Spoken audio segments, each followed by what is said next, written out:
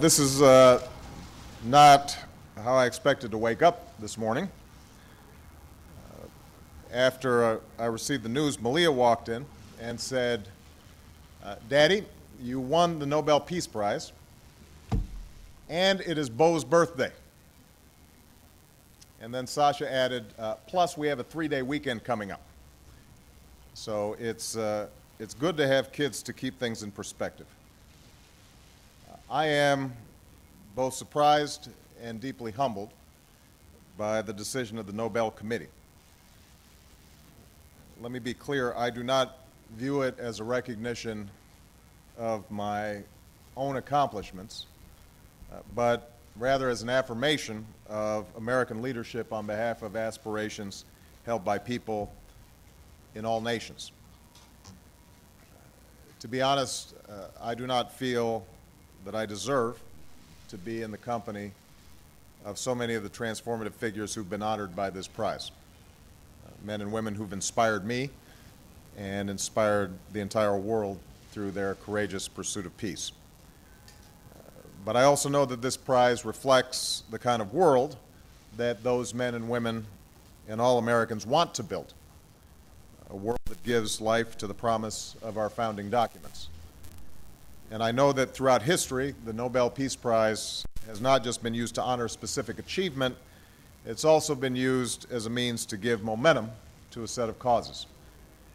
And that is why I will accept this award as a call to action, a call for all nations to confront the common challenges of the 21st century.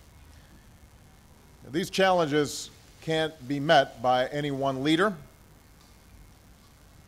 or any one nation.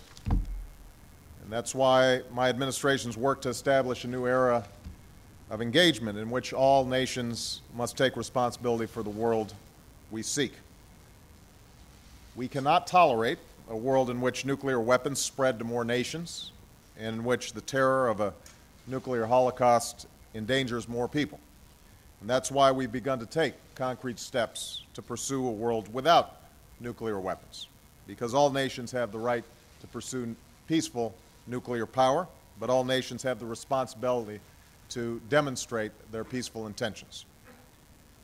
We cannot accept the growing threat posed by climate change, which could forever damage the world that we pass on to our children, sowing conflict and famine, destroying coastlines and emptying cities. And that's why all nations must now accept their share of responsibility for transforming the way that we use energy. We can't allow the differences between peoples to define the way that we see one another. And that's why we must pursue a new beginning among people of different faiths and races and religions, one based upon mutual interest and mutual respect. And we must all do our part to resolve those conflicts that have caused so much pain and hardship over so many years. And that effort must include an unwavering commitment that finally realizes the rights of all Israelis and Palestinians to live in peace and security in nations of their own. We can't accept a world in which more people are denied opportunity and dignity that all people yearn for, the ability to get an education and make a decent living, the security that you won't have to live in fear of disease or violence without hope for the future.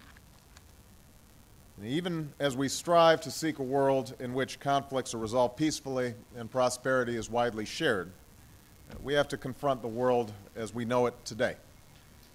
I am the commander-in-chief of a country that's responsible